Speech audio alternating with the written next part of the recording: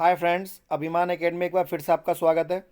और जैसा कि आपको पता है, 69,000 शिक्षक भर्ती में 19 और 20 तारीख को काउंसलिंग होनी थी और काउंसलिंग नहीं हुई। उसके बारे में बताऊंगा मैं आपको।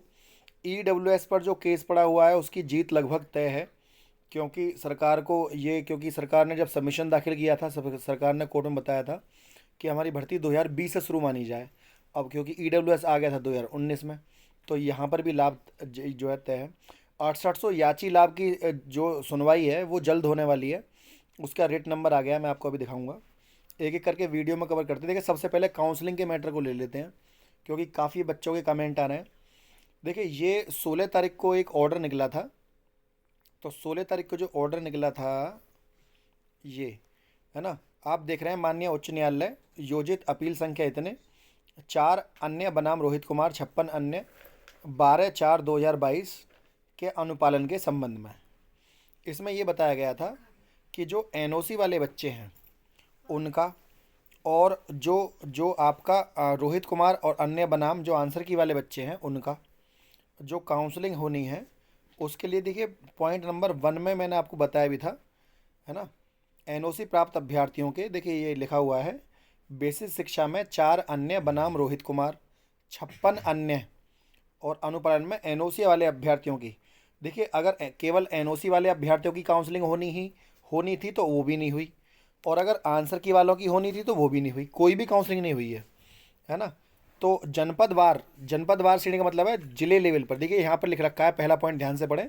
उत्तर प्रदेश प्रदेश बेसिक शिक्षा अध्यापक सेवा नियमावली द्वारा गठित जनपदीय समिति द्वारा जनपद स्तर पर 19 और 20 तारीख में काउंसलिंग कराई जाएगी। ये यहाँ पर लिखी हुई है, काउंसलिंग कराई जाएगी, है ना। तो जब काउंसलिंग कराई जाएगी 19-20 तारीख में, तो ये काउंसलिंग, हमने भी ज़िले पर जानकारी ली इस बारे में। बच्चों ने मुझे बताया कि सर हमारी काउंसलिंग नहीं हुई है, वहाँ पर कोई भी काउंसलिंग हुई। लोगों को जो बीएसए में भी पूछा, डाइट कार्यालय पे भी पूछा, कहीं सब जगह पूछा, पर उनकी जो है काउंसलिंग नहीं हुई है।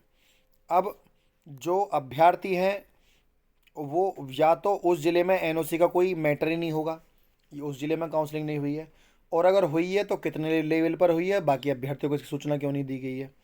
तो ये सारा मैटर है।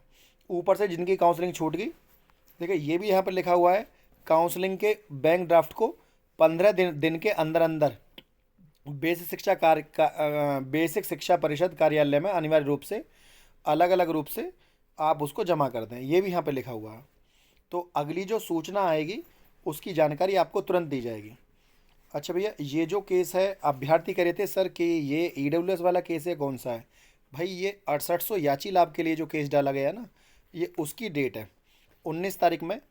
19 तारीख में ये जो है, इसका डेट नंबर जनरेट हो गया है।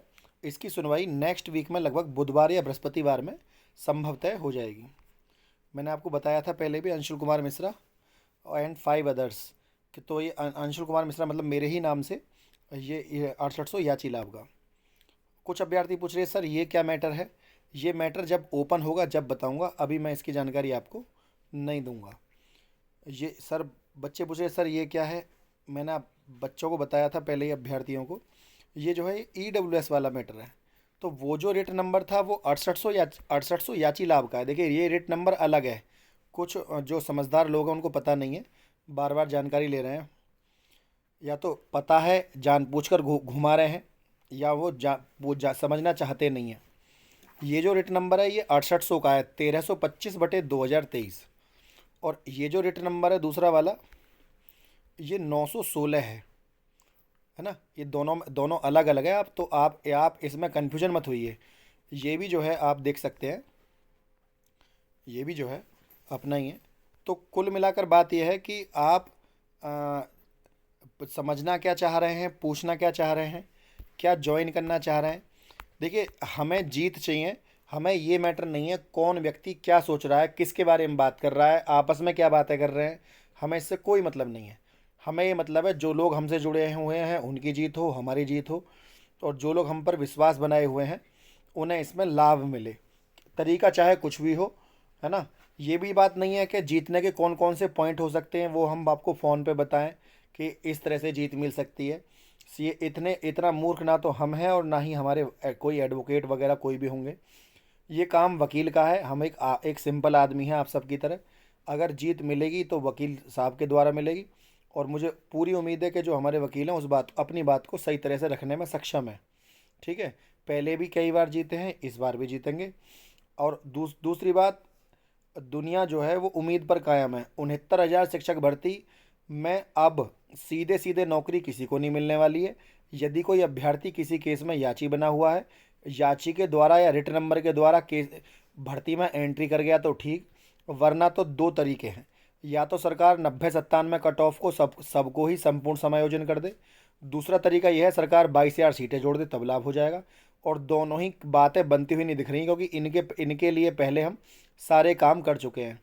हमारे कुछ भाई बहन थे, आपने देखा भी होगा, 69,000 शिक्षक भर्ती के उन्होंने धरना भी दिया 22,000 सीटों को जुड़वाने के लिए। हम भी सुप्रीम कोर्ट गए, कानूनी तौर पर और धरातल पर दोनों पर ही मेहनत करी गई, लेकिन उसका कोई लाभ निकला नहीं। उसके बाद अब कानूनी रुख अपनाया गया है, तो वही एक उत्तम तरीका दिखाई दे रहा था, हमने उसको ही अपनाया। सही समय के हिसाब से सही जगह का सही निर्णय लेना भी जरूरी है। तो बाकी अपनी अपनी विचार, अपनी अपनी सोच हर अभ्यर्थी की। फ्रेंड, यदि आपको हमारे साथ जुड़ना हो तो आप हमारा नंबर नीचे दिया हुआ 9761273444। आप हमें कोई भी सूचना आपको लेनी हो, उक्त नंबर पर आप सूचना ले सकते हैं। वीडियो आपको अच्छी लगी हो या काउंसलिंग संबंधी कोई भी जानकारी लेनी हो, तो इसके लिए आप चैनल को सब्सक्राइब कर लें, वीडियो को लाइक शेयर करना ना भूलें। आज के लिए इतना ही। जय हिंद, जय भारत।